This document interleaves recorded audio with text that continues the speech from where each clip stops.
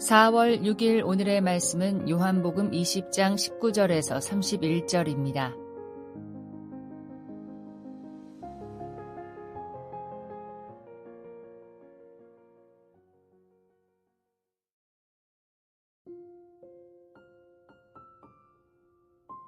이날 곧 안식 후 첫날 저녁 때 제자들이 유대인들을 두려워하여 모인 곳의 문들을 닫았더니 예수께서 오사 가운데 서서 이르시되 너희에게 평강이 있을지어다.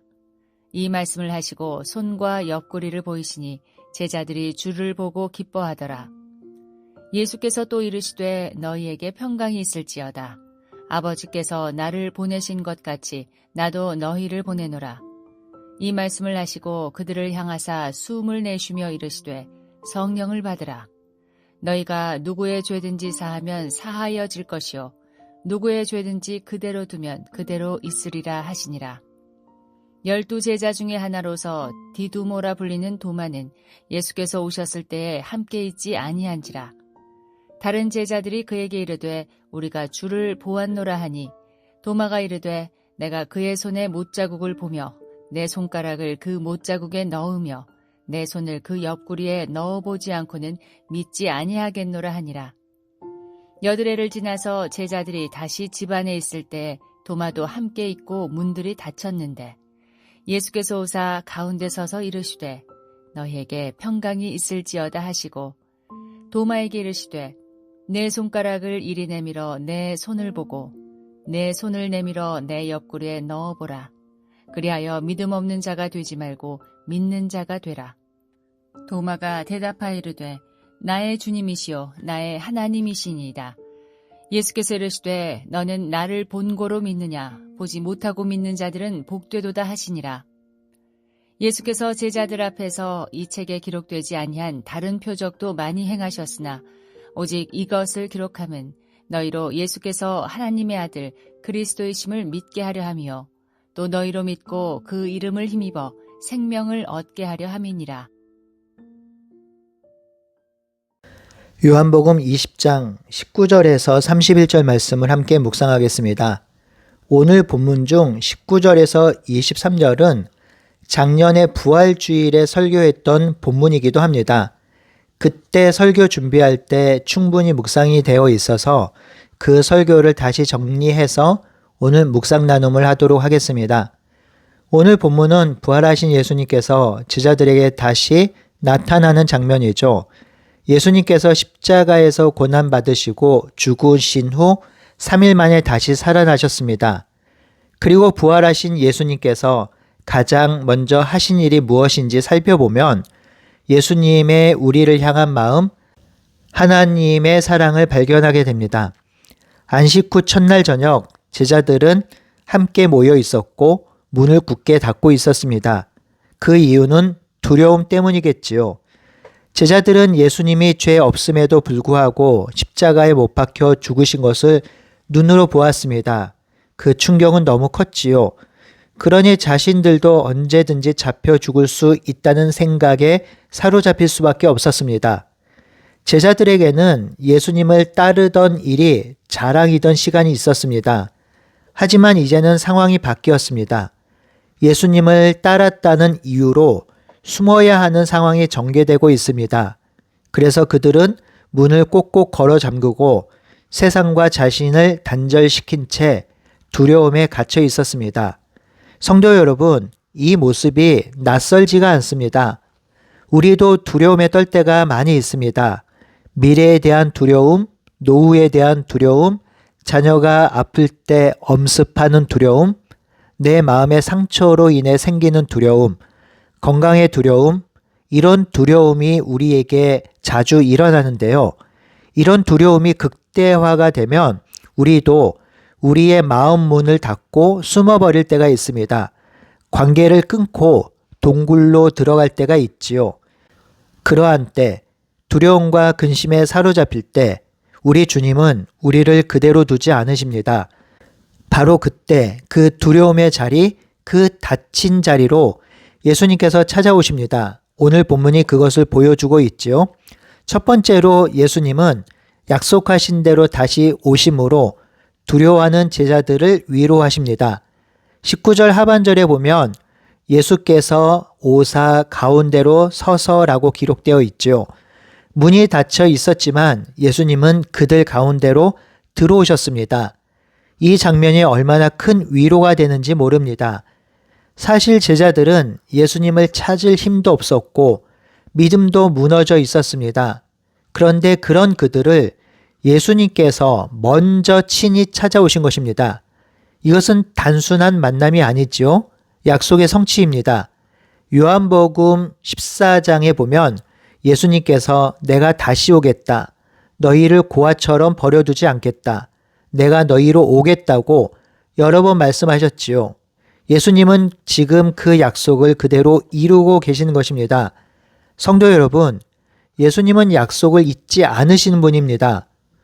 우리가 약속을 잊어버릴 수는 있지만 우리가 낙심해서 믿음을 놓쳐버릴 때도 있지만 예수님은 약속을 기억하시고 우리를 찾아오시는 분입니다. 그래서 요한계시록 3장 20절에 보면 볼지어다 내가 문 밖에 서서 두드리노니 라고 말씀하십니다. 우리가 문을 닫고 있어도 우리가 동굴로 숨어도 주님은 떠나지 않으십니다. 조용히 서서 우리 앞에 나오셔서 다시 우리를 부르십니다. 그러니 우리가 이 땅을 두려움 없이 흔들리지 않고 살아가는 방법은 무엇보다 내가 얼마나 잘하느냐가 아니라 주님을 얼마나 신뢰하는가입니다. 우리 주님은 진실로 신실하십니다. 우리의 인생은 하나님을 얼마나 신뢰하느냐 안 하느냐에 따라서 달라집니다. 그러므로 두려움이 찾아올 때 우리가 해야 할 일은 의외로 복잡하지 않습니다. 다시 주님을 모셔드리는 것입니다. 닫혀있던 마음의 문을 열고 예수님을 삶의 중심으로 모시는 것입니다. 그때 두려움은 더 이상 머물 자리를 잃게 되지요. 두 번째로 주님은 평안을 주심으로 약속을 지키셨습니다. 예수님께서 제자들에게 나타나셔서 가장 먼저 하신 말씀은 평강이 있을지어다입니다. 그리고 그 말씀을 다시 한번 반복해서 말씀하십니다. 여기서 평강은 단순한 인사가 아닙니다. 이 말씀도 요한복음 14장 27절의 성취입니다. 주님은 제자들에게 평안을 주신다고 약속하셨지요. 사실 제자들의 상황은 전혀 달라지지 않았습니다. 여전히 위험했고 여전히 두려운 현실이 있었습니다. 그런데도 예수님은 그들에게 평안을 주십니다. 이것이 바로 복음이지요. 상황이 바뀌어서 평안해지는 것이 아니라 예수님이 오셨기 때문에 평안해지는 것입니다. 세상의 평안은 조건적이죠. 하지만 주님의 평안은 존재적입니다.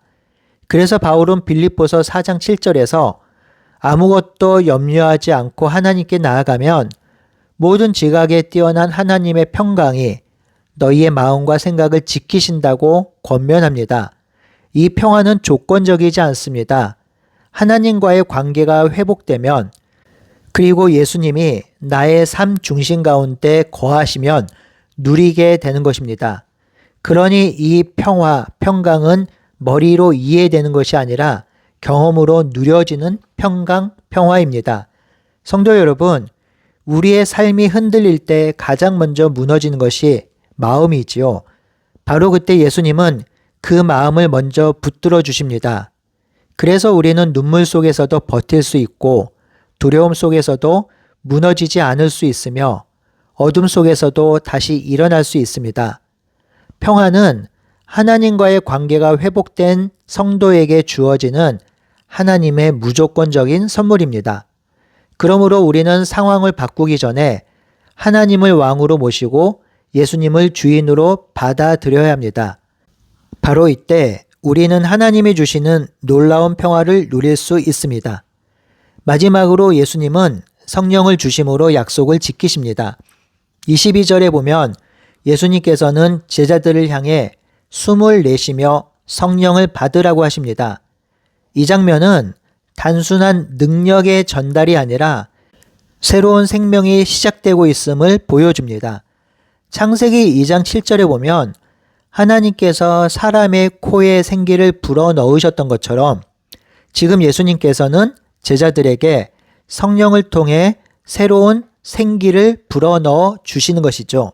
성도 여러분, 성령을 받는 것, 성령을 주심은 단순한 회복이 아니라 새로운 창조입니다. 부활하신 예수님으로 인해 새로운 시대가 시작된 것임을 보여줍니다. 뿐만 아니라 이것은 요한복음 14장 16절의 약속, 보혜사 성령의 성취입니다. 성령은 우리를 도우시고 위로하시고 진리 가운데로 인도하시지요. 그러니 이런 관점으로 볼 때 예수님의 오심은 단순히 예수님이 제자들 안으로 오심이 아니라 약속을 지키신 것입니다.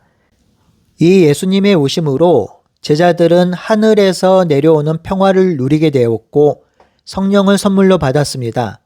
그러니 이제 제자들은 더 이상 두려움 속에 갇혀 지내는 사람들이 아닙니다.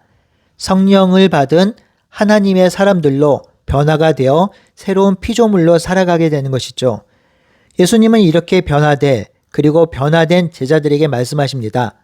아버지께서 나를 보내신 것 같이 나도 너희를 보내노라 라고 사명을 주시는 것이죠.